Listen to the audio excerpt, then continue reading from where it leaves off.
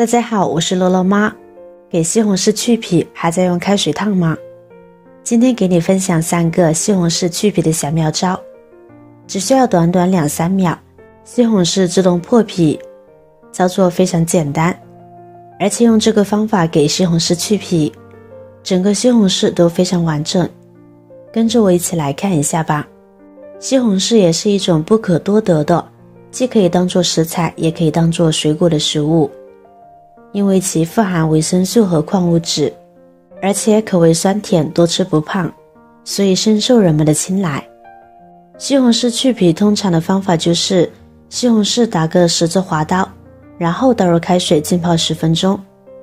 我研究了一番发现，这是一个最麻烦的方法，既费水还费电费气。我为大家准备的方法是相对更简单的。首先拿出家里面的叉子，在西红柿蒂的这个位置戳进去，这一步主要是为了用来固定住西红柿。接下来来到厨房，打开煤气，开到小火，然后我们将西红柿放到火上烤一烤。我们均匀地转动西红柿，只需要烤20秒左右，西红柿预热就会砰的一声自己破开了。这要有点心理准备呢，不然真的还会被吓一跳呢。你看，西红柿的外皮已经预热收缩了，现在的西红柿皮一撕就整块的掉下来了。记得关掉煤气哦。我们回来桌面，看看西红柿皮是不是轻轻的一撕就下来啦，很轻松吧。经过高温烤后，西红柿表皮呢会越绷越紧，跟着过不了几秒钟就会自己爆裂开，这就是利用了热胀冷缩的原理。高温下的西红柿就会自动爆裂，去皮效果非常的好，而且去的皮非常的薄，一点果肉都不会浪费。用这种方法不仅快速，而且效率高，特别适合大批量的去皮。可能有的朋友会担心说，皮烤焦的地方不会影响口感吗？这样用来生吃凉拌就不好了呀。其实请把这份担心收起来，用火烤了也就10几20秒的时间，这点小火的力度还不足以会影响到果肉。因为西红柿本身富含水分，之所以会使西红柿皮快速收缩，就是因为西红柿皮水分稀少，所以一遇高温就会马上变得紧皱，甚至破开了。所以只要我们将西红柿皮剥掉以后，是完全没有任何影响的，西红柿口感依旧，而且去了皮以后更美味哦。接下来分享第2个方法，这个方法很简单，一样的先把西红柿根蒂去掉，平时出门兑换的零钱就可以做，就是用硬币来把西红柿刮一刮，用硬币在西红柿的表皮不停地刮蹭，要稍微用力一点，从上往下的去刮。在用硬币刮西红柿的时候，我们要均匀一点，确保每一个面都能够被刮到，这样去皮的时候才容易剥皮。这个方法也可以用家里的勺子来刮，选择边缘窄一些的来刮都可以刮来，一直刮到西红柿变软且颜色加深的时候就可以了，每根面都刮好。现在我们取出小刀，在西红柿的顶端切个十字滑刀，滑到底会更好去皮一些。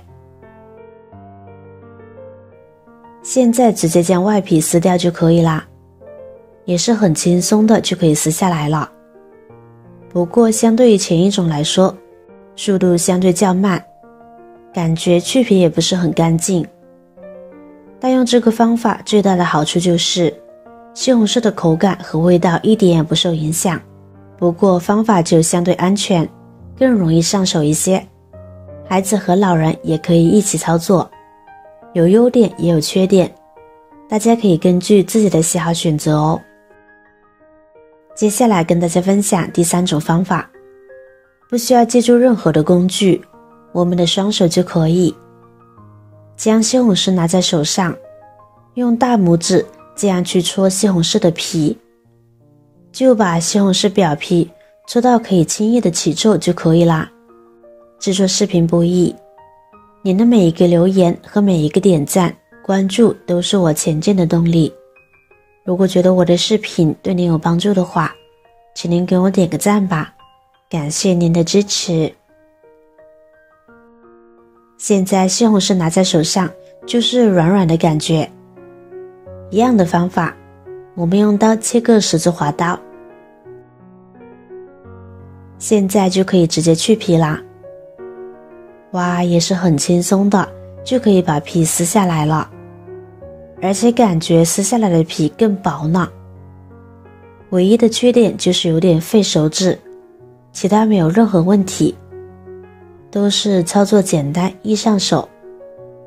我们这样搓一搓，就相当于把果皮与果肉给搓开了，所以后面我们撕皮的时候就特别容易撕开了。